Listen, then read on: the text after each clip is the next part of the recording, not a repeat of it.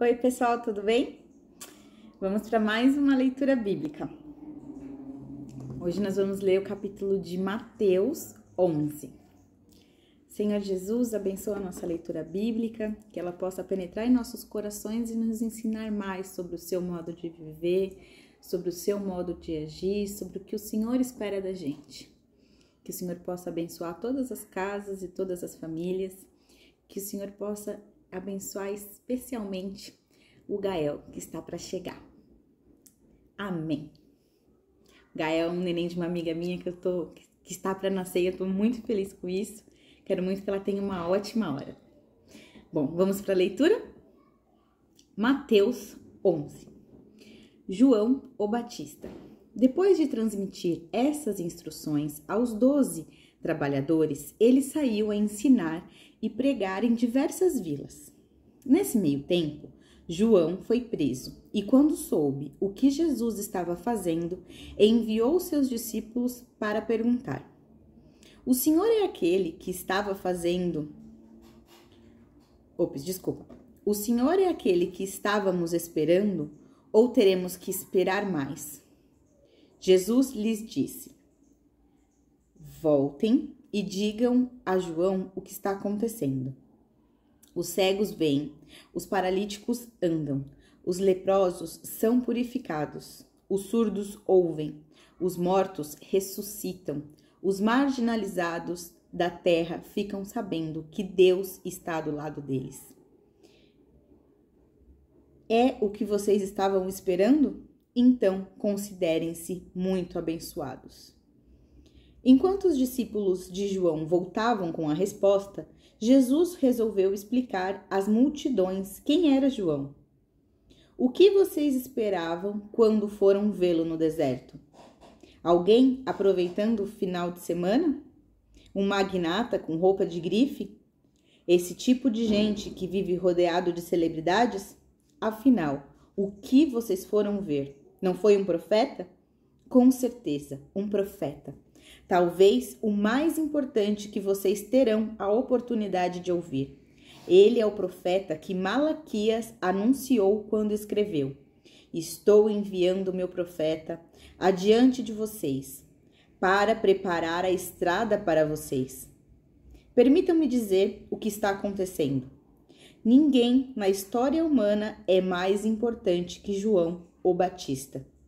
Mas, no reino para o qual ele preparou vocês, a pessoa mais humilde é mais importante que ele. Há muito tempo que se tenta uma entrada forçada no reino de Deus. Mas, se lerem com atenção os profetas e a lei de Deus, vocês perceberão que tudo culmina em João, unindo-se a ele na preparação do caminho para o Messias do reino. Olhando por esse ângulo, João é o Elias, que vocês esperavam chegar para apresentar o Messias. Vocês estão me ouvindo? Entendem o que eu digo? Com que posso comparar essa geração? As pessoas se comportam como crianças mimadas, reclamando dos pais. Queremos pular corda, mas vocês estão sempre cansados. Queremos conversar, mas vocês estão sempre ocupados. João veio jejuando e foi chamado de louco. Eu cheguei festejando e me chamaram de beberrão amigo da ralé. As pesquisas de opinião parecem não valer muita coisa, não é? Só com experiência é que se comprova a verdade. Os ritmos livres da graça. Em seguida, Jesus censurou algumas cidades, nas quais trabalhara muito, mas com pouco resultado, porque o povo se mostrara cético e indiferente. Ai de você, Corazim! Pobre Betsaída! Se Tiro e Sidom tivesse visto metade dos milagres que vocês presenciaram, teriam caído de joelhos na mesma hora. No dia do juízo, eles vão se sair bem, em comparação com vocês. E Cafarnaum, pomposos como pavões, vocês irão acabar no abismo. Se o povo de Sodoma tivesse tido as oportunidades que vocês tiveram, aquela cidade ainda estaria de pé. No dia do juízo, elas vão se sair bem em comparação a vocês. Inesperadamente, Jesus irrompeu numa oração. Obrigada, Pai, Senhor do céu e da terra. Escondeste teus caminhos dos eruditos e dos sabichões e os revelastes aos mais simples. Sim, Pai, esse é o teu modo de agir. Jesus retomou o seu discurso, agora com ternura. Tudo o que tenho para fazer é dizer é incumbência do Pai. Essa é uma operação exclusiva de pai e filho, resultante da intimidade e do conhecimento que desfrutam um do outro. Ninguém conhece o Pai, ninguém conhece o Filho como o Pai o conhece, nem o Pai como o Filho o conhece. Mas não estou guardando isso para mim. Estou pronto a revelar todos os detalhes a qualquer um que deseje ouvir. Vocês estão cansados? Enfastiados de religião? Venham a mim, andem comigo e irão recuperar a vida. Vou ensiná-los a ter descanso verdadeiro. Caminhem e trabalhem comigo. Observem como eu faço. Aprendam os ritmos livres da graça. Não vou impor a vocês nada que seja muito pesado ou complicado demais. Sejam meus companheiros e aprenderão a viver com liberdade e leveza. Amém! Que linda essa palavra, né? A palavra de Deus ela é tão rica. Eu já li Mateus, já li o evangelho dos outros 4 evangelhos, mas tem alguns detalhes que a gente não se lembra, né? Com tanta riqueza. E é tão bom reler, é tão bom ter essa oportunidade de reler com vocês aqui. Aqui no começo desse capítulo é muito bonito, né? Quando Jesus fala tudo que ele veio fazendo, né? Quando os discípulos de João Batista perguntam: o Senhor é aquele que estávamos esperando ou teremos de esperar mais? E Jesus fala tudo que começou a acontecer, né? Que os cegos estão vendo, os paralíticos estão andando, todos os milagres estão acontecendo. E aí ele vira e fala: era isso que vocês estavam esperando, né? Eram esses os milagres que vocês estavam esperando? Então considerem-se abençoados, né? Quantas vezes vários milagres acontecem na nossa vida, não como esses, mas milagres diários, e a gente se esquece que Jesus está presente em todos os milagres, né? Em tudo que acontece na nossa vida, em todas as bênçãos. E aí, continuando, ele continua aqui dizendo assim. Eu achei bonita essa parte, porque agora na Bíblia eu tô lendo o Antigo Testamento e tô lendo os profetas. E aí eu tô aprendendo como que todos os profetas já diziam que o Messias ia vir, já prediziam o Messias, já faziam suas profecias, né? E é muito lindo, depois de conhecer toda a história de Jesus, e voltar e ler como ele já era anunciado. Então, quando João Batista chegou e fez o que os profetas diriam que ele ia fazer, que era preparar o caminho, né? Quando, lembra, não lembro qual foi o capítulo que a gente leu sobre João Batista, que ele falou: preparem os caminhos, mudem de vida. Ele estava fazendo um convite para a gente seguir a Jesus, estava preparando o caminho. O que Malaquias já estava falando que alguém ia fazer, e esse alguém era João Batista. E aí aqui também ele fala, né, que João Batista era muito importante, mas o mais humilde será mais importante ainda no reino dos céus, né?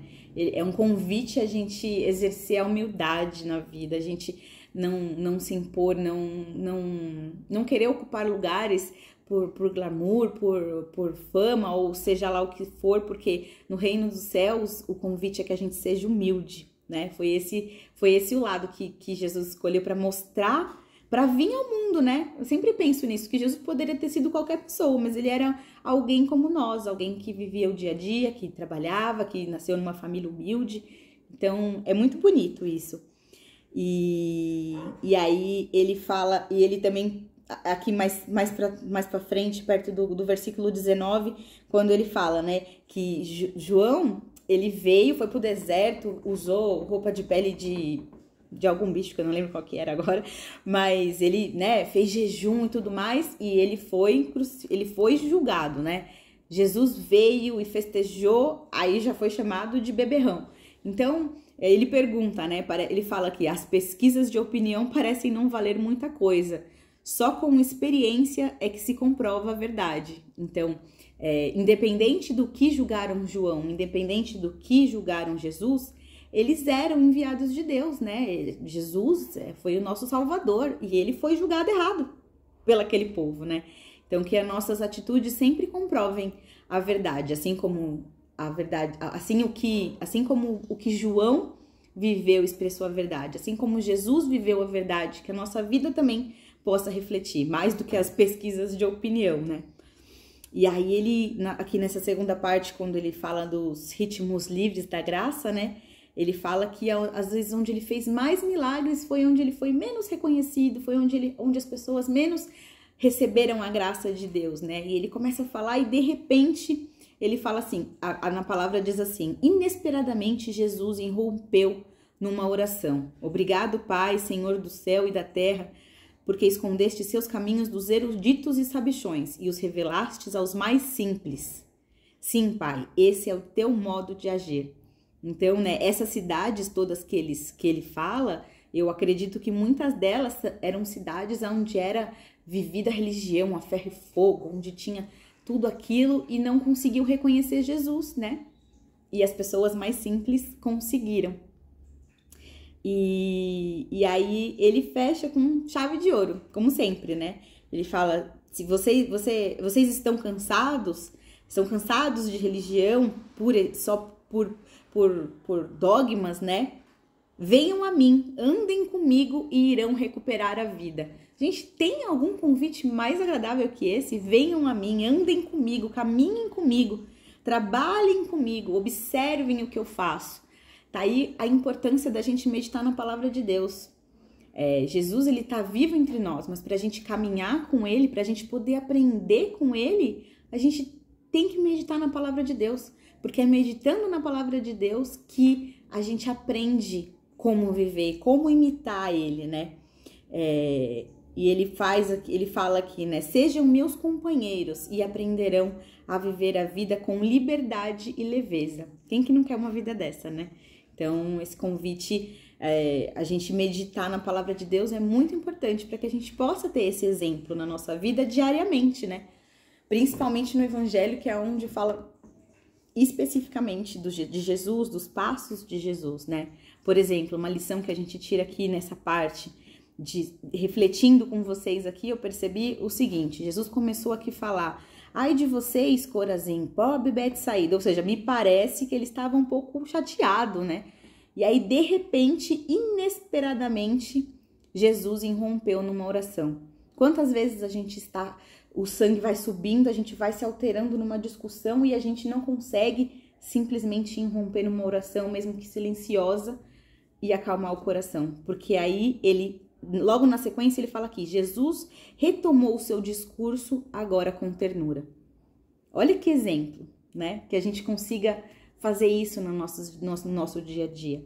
Muitas vezes as coisas saem do prumo, que a gente lembre dessa passagem específica, que a gente consiga irromper em oração e depois retornar num diálogo com ternura.